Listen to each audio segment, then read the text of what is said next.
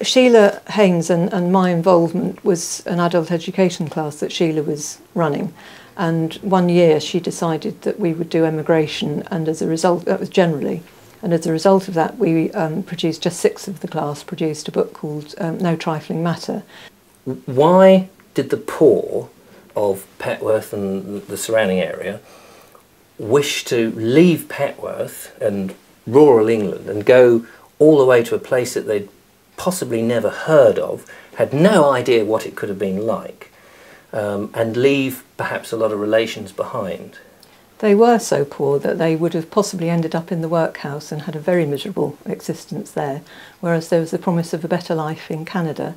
They may well have had no idea what to expect, although so after a few years people were writing letters home, so they were beginning to have an understanding of what it would be like there. People were going, and particularly the Irish, but a lot of the schemes were not really very successful. They weren't looking after the emigrants very much, and there was a lot of illness on the ships.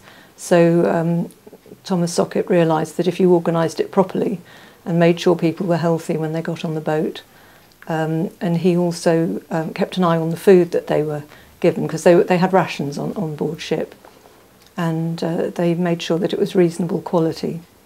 And it was quite small ships that they were going on. Oh, very small. I think it was about 150 feet long, very small compared to a modern cross-channel ferry. So what was the conditions for the families? Did they have much space? Not much space at all. There was very little headroom, and the berths were 6 foot square for 3 adults or 6 children. The families were in the middle of the ship, and the single men were at one end and the single women at the other end, so they were kept well divided. Gosh. But there were very few lavatories for them to use and a couple of cooking hearths, that's all. The emigrants were advised what kind of things to take with them. The basic diet was meat and potatoes, raisins, flour, and a bit of brandy or rum. And then they were advised to take pickles and various herbs and things to just improve the flavour, because meat and potatoes sounds quite good, but it wouldn't have been particularly good quality, even though Sockett did what he could. And they were also advised to take ginger, because that was good for seasickness. And some of the women gave birth on board ship, and considering the very confined space, that must have been quite something. The superintendent, Bryden, delivered a few babies squashed up in this. I read in your book that normally the boats would leave Portsmouth, go round via Plymouth, restock, and then off you go onto the Atlantic to Canada. But there was a reason that they decided no longer to stop at Plymouth. Why was they were afraid that people would jump ship and go back home again, and they certainly didn't want that. No.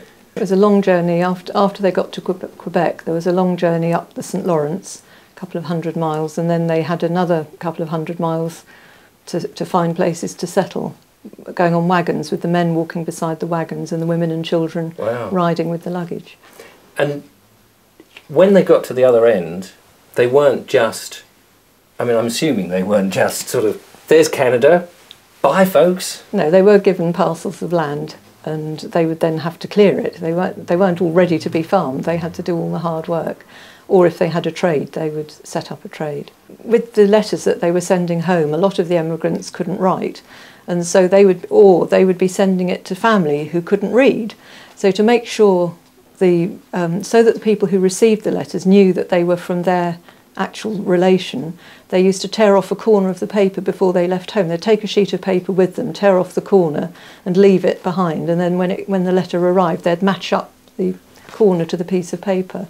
And one man had a bent pin that they put under the sealing wax, and it went backwards and forwards a couple of times with letters to prove that it was from them. Or they would mention names of animals, for instance, to make sure that it was the letter couldn't have been written from someone else. There were things like we can catch rabbits here, we can get as much firewood as we like.